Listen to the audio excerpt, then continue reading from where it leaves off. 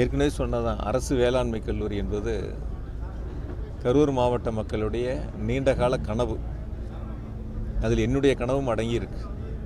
நம்முடைய மாவட்டத்திற்கு நிறைய திட்டங்களை முதலமைச்சரிடத்திலே கேட்டு மக்களுடைய தேவைகளை நிறைவேற்ற வேண்டும் என்பது இங்கே இருக்கக்கூடிய சட்டமன்ற உறுப்பினர்கள், அதே போல் உள்ளாட்சி அமைப்பினுடைய பிரதிநிதிகள், மாவட்ட ஆட்சித்தலைவர் எல்லாம் தொடர்ந்து இணைந்து செயல்பட்டு பல்வேறு சிறப்பு திட்டங்களை முதலமைச்சர்கள் அறிவித்து அதற்கான நிதிகளை ஒதுக்கி அரசாணை வெளியிட்டு செயல்படுத்தி வருகின்றார்கள். அந்த வகையில் கரூருக்கு ஒரு அரசு வேளாண்மை கல்லூரியை முதலாண்டு ஆட்சி பொறுப்பேற்ற 2021ஆம் ஆண்டு முதல் ஆண்டிலேயே 3 வேளாண்மை கல்லூரி கொடுத்தாங்க. அதில் கரூருக்கும் ஒரு வேளாண்மை கல்லூரியை கொடுத்து அந்த ஆண்டிலேயே மாணவர் சேர்க்கை தொடங்கி சிறப்பாக நடைபெற்று வருகின்றன. இடம் தேர்வு செய்கின்ற பொழுது அதற்கான முதல்ல 110 ஏக்கர் வேணும்னு சொன்னாங்க. அதற்கான இடங்களை நாங்கள் தேர்வு பண்ணுவதற்கான முயற்சி எடுத்த மாவட்ட நிர்வாகம், அரசு நிலங்கள் எந்த இடங்களிலும் 110 ஏக்கர் இல்லாத சூழலில் இறுதியாக 40 ஏக்கர் இருந்தால் போதுமானது என்று துறையின் சார்பில் சொல்லப்பட்டதை அடுத்து மணவாசி பகுதியில் அறநிலையத்திற்கு சொந்தமான இடம் 40 ஏக்கர் நிலம் தேர்வு செய்யப்பட்டு அறநிலையத்துறையத்திலே ஒப்புதலை பெற்று 7 கோடி ரூபாய் வேளாண்மை துறையின் சார்பில் அறநிலையத்துறைக்கான நிதியை கொடுத்து அந்த இடத்தை வகை மாற்றம் செய்து அதற்கு பிறகு அந்த இடத்துல மதிப்பீடுகள் தயார் செய்யக்கூடிய பணிகளை தொடங்கி 76 கோடி ரூபாய் திட்ட மதிப்பீடுகள் தயார் செய்யப்பட்டு அரசுக்கு அனுப்பப்பட்டு அதற்கான நிதியையும் முதலமைச்சர்கள் வழங்கி ஒப்புதலை தந்திருக்கின்றனர். அதற்கான அரசாணையும் வெளியிடப்பட்டிருக்கின்றன. எனவே இந்த நீண்ட எங்கே இடம் எடுத்து அதை நிலையம் வகைமாற்றம் செய்து அந்த துறையோடு பேசி அதற்கான நிதிகளை கொடுத்து வகைமாற்றம் செய்து அதன் பிறகு அந்த இடத்துல சாயில் டெஸ்ட் எடுக்கணும். எப்படி மண் பரிசோதனை செஞ்சு தான் கட்டடத்துக்கான எஸ்டிமேட் தயார் பண்ணணும். அதெல்லாம் முடித்து 76 கோடி ரூபாய்க்கான திட்ட மதிப்பீடுகளும் தயார் செய்து அரசுக்கு அனுப்பி அதற்கும் முதலமைச்சர்கள் ஒப்புதல் வழங்கியிருக்காங்க. ஏதோ காக்கா உட்கார பணம்பளம் விழுந்த கதையாக சொல்லுவாங்கல்ல கிராமத்தில், அது மாதிரி இதெல்லாம் தெரிஞ்சுக்கிட்டு சில பேர் கல்லூரி ஏதோ அவங்க கொண்டு வந்த மாதிரியும் அதை நடக்காத மாதிரியும் இந்த அரசாங்கம் ஏதோ விட்டுட்ட மாதிரியும் மக்கள்கிட்ட ஏதோ கவனங்கள் இருக்கிற மாதிரியும் சில நேரங்களில் உண்மைக்கு மாறான தவறான பொய்யான கருத்துக்களை முன்வைக்கிறாங்க. ஒட்டுமொத்தமாக மாவட்டத்தினுடைய வளர்ச்சி என்பது திராவிட மாடல் ஆட்சியில் முத்தமிழறிஞர் டாக்டர் கலைஞருடைய பொற்கால ஆட்சியிலும் தளபதியுடைய பொற்கால ஆட்சியிலும் அத்தனை திட்டங்களையும் கொண்டு வந்திருக்காங்க. மாயனூர் கதவனை தலைவர் கலைஞர் கொடுத்தது. தொடர்ச்சியாக நீங்கள் சொன்னீங்கன்னா நிறைய திட்டங்கள் நம்மளால் தொடர்ந்து சொல்லிக்கிட்டே இருக்க முடியும். கரூருக்கு அரசு வேளாண்மை கல்லூரி கிடைக்கும்னு யாராவது நம்ம நினச்சோமா? பெரிய மாவட்டங்கள் இருக்குது, நம்மளோட பெரிய மாவட்டங்கள்லாம் இருக்குது. அங்கெல்லாம் அரசு வேளாண்மை கல்லூரி இல்லை.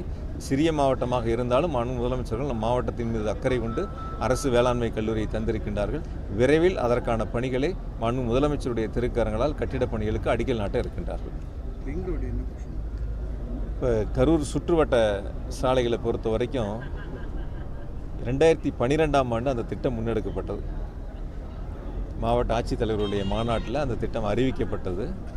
அதற்கான வரைபடங்கள் தயார் செய்யப்பட்டு இடத்திற்கு சென்று வருவாய்த்துறை அதிகாரிகள் கள ஆய்வு செய்து ஒரு வடிவமைப்பை பெற்று அரசினுடைய ஒப்புதலை பெற்று நிலம் கையகப்படுத்துவதற்கான அரசாணை வெளியிடப்பட்டு அதற்கான நிதிகளும் மாவட்ட ஆட்சியருக்கு வழங்கி பணிகளை தொடங்கிய பொழுது இடையில கொஞ்சம் பேர் வந்தாங்க. நடுவில் கொஞ்சம் பக்கத்தை காணாங்கிற மாதிரி நடுவில் கொஞ்ச நாள் வந்தவங்க அந்த திட்டத்தை நிறுத்தணுங்கிற நோக்கத்தோடு அந்த பாதையினுடைய வடிவமைப்பை மாற்றுவதாக சொல்லி முழுவதுமாக அந்த திட்டம் நிறுத்தி வைக்கப்பட்டது. இப்போ 2012 போட்ட அரசாணை, 2012 அறிவிக்கப்பட்ட திட்டம் இப்போ 2025க்கு வந்துட்டோம்.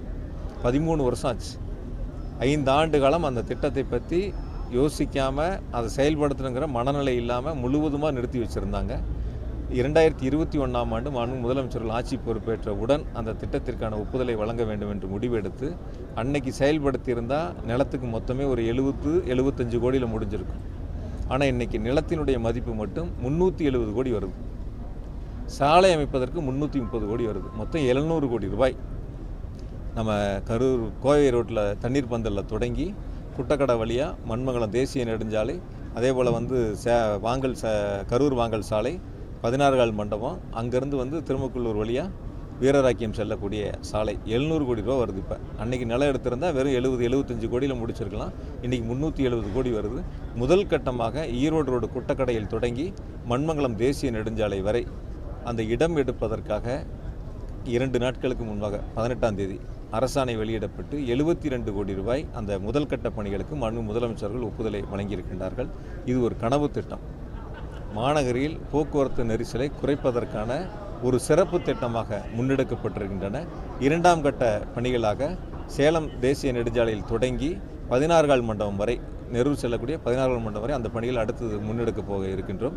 எனவே இதற்கு 72 கோடி ரூபாய் மாண்பு முதலமைச்சர் நிதிகளை ஒதுக்கி ஒப்புதலை கொடுத்து அரசாணை வெளியிடப்பட்டிருக்கின்றன. விரைவில் மாவட்ட ஆட்சித்தலைவர் அதற்கான பணிகளை வருவாய்த்துறையின் மூலம் முன்னெடுக்க இருக்கின்றார்கள். நெரூர் உண்ணீர் பாலம் எப்போ தரும்?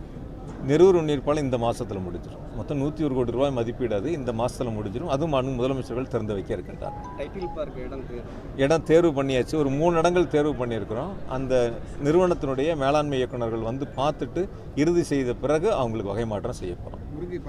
அதே போல் புதிய சிப்காட் அமைப்பதற்கு கடவூர் பகுதியில் 250 ஏக்கர் நிலம் தேர்வு செய்யப்பட்டு அரசுக்கு மாவட்ட ஆட்சியர் மூலமாக கருத்தூர் அனுப்பப்பட்டிருக்கின்றன. அரசினுடைய ஒப்புதல் கிடைக்கப்பட்ட பிறகு அந்த பணிகளும் தொடங்க போகிறோம். கடவுர் தான் உங்களுக்கு சொல்லிடுறேன். அதே போல் முருகை பார்க் அமைப்பதற்கு நம்முடைய அரவக்குறிச்சி தேசிய நெடுஞ்சாலையில் திண்டுக்கல் செல்லக்கூடிய தேசிய நெடுஞ்சாலையில் ஒரு 6 ஏக்கர் நிலம் தேர்வு செய்யப்பட்டு அதற்கான நிலமும் ஒப்படைக்கப்பட்டிருக்கின்றன. விரைவில் அந்த பணிகளையும் தொடங்க இருக்கின்றன. ஏன்னா அறிவிக்கப்பட்ட திட்டங்கள் அனைத்தும் முழுவதுமாக இந்த மாதத்தில் வரக்கூடிய மாதங்களில் முழுவதுமாக பணிகளை தொடங்க இருக்கின்றோம். முடிந்தவரை தேர்தலுக்கு முன்பாக அனைத்து பணிகளும் முடித்து பொதுமக்களுடைய பயன்பாட்டு கொண்டு வருவதற்கு நிர்வாகம் தயாராக இருக்கின்றன. அதற்கான பணிகளை விரைவாக மாவட்ட ஆட்சியருடைய தலைமையில் முன்னெடுக்கப்பட்டிருக்கின்றன. இப்போ பாதாள சாக்கடை திட்டம் லைட் ஹவுஸ்கிங்கிற ஒரு சிறப்பு திட்டம் சட்டமன்றத்தில் அறிவிக்கப்பட்டு அதற்கான ஒப்புதல் வழங்கப்பட்டு அந்த கடன் வசதி பெறுவதற்காக அனுப்பப்பட்டிருக்கின்றன. இந்த மாதத்திற்குள் அதற்கான முழு ஒப்புதலும் கிடைக்கப்பெறும். அதற்கான திட்ட வடிவமைப்பு இப்போ நடந்துகிட்டு இருக்கு. மாநகராட்சி சார்பாக வந்திருக்கக்கூடிய அதிகாரிகள் பேசி அதற்கான வடிவமைப்பு முன்னெடுக்கப்பட்டிருக்குன்னா அதில் 2 பணிகளை முன்னெடுக்கிறோம். ஒன்று பாதாள சாக்கடை திட்டம், இன்னொன்று புதிய குடிநீர் திட்ட பணிகள். 2ஐயும் முன்னெடுக்கிறோம். ஏறத்தாழ 800 கோடி ரூபாய் மதிப்பீட்டில் அந்த திட்டங்கள் முன்னெடுக்கப்பட இருக்கின்றன. 2 பணிகள் அதன் மூலமாக முடிக்க போகிறோம். பொறியியல் கல்லூரியை பொறுத்த வரைக்கும் தெரியும் உங்களுக்கு, நிறைய இடங்கள் இன்னும் காலி இடங்களாக இருக்குது. இப்போ அதனுடைய தேவை இளவில்லை. சட்டக்கல்லூரி வெவ்வேறு மாவட்டங்களில் அறிவிக்கப்பட்டு பயன்பாட்டுக்கு வந்து கொண்டு இருக்கின்றன. முதல்ல நம்ம வேளாண்மை கல்லூரியுடைய பணிகளை முடித்து அதுக்கு பிறகு வரக்கூடிய ஆண்டுகளில் ஒவ்வொரு கல்லூரியாக நம்ம என்னென்ன தேவைகள் இருக்குது அதை முதலமைச்சர் கவனத்துக்கு எடுத்துகிட்டு போகலான்னு இருக்கோம். ஏன்னா இப்போ ஒரு திட்டம் வாங்குறது பெருசு இல்லை, முதலமைச்சர் கொடுக்குறாங்க, ஆனால் நமக்கு அதற்கான இடங்கள் இல்லாமல் இருக்குது. அதனால தான் நம்ம காலதாமதம் ஏற்படுது. இடங்களை தேர்வு பண்ணி இல்லை தனியார் இடத்துல பேசி அந்த இடங்களை பெற்று அதை ஒப்படைக்கிறதுக்கான காலதாமதம் ஏற்பட்டுருது. அதனால் வரக்கூடிய ஆண்டுகளில் புதிய திட்டங்கள் முன்னெடுக்கப்படும். இன்னும் இல்லை சார், அதாவது இன்னும் தேதி இறுதிப்படலை சார். ஒவ்வொரு மாவட்டங்களாக போயிட்டுருக்காங்க. இப்போ இந்த பணிகள்லாம் முடிய போகுது இல்லையா? முடிகின்ற பொழுது முதலமைச்சருடைய தேதி என்னைக்கு அறிவிக்கிறாங்களோ அப்போ அனைத்து திட்டங்களும் முழுவதுமாக பயன்பாட்டுக்கு கொண்டு வரப்படும். நெரூர் பாலமாக இருந்தாலும் சரி, புதிய பேருந்து நிலையமாக இருந்தாலும் சரி, கரூர் காமராஜ் மார்க்கெட்டாக இருந்தாலும் சரி, வெங்கமேடு மீன் மார்க்கெட்டாக இருந்தாலும் சரி, மாவட்ட ஆட்சியர் அலுவலகத்துக்கு அருகாமையில் இருக்கக்கூடிய அறிவியல் பூங்காவாக இருந்தாலும் சரி, இந்த திட்டப்பணிகள் எல்லாமே முதலமைச்சர்கள் வருகை தருகின்ற பொழுது அல்லது காணொலி மூலமாக பொதுமக்களுடைய பயன்பாட்டுக்கு திறந்து வைப்பார்கள்.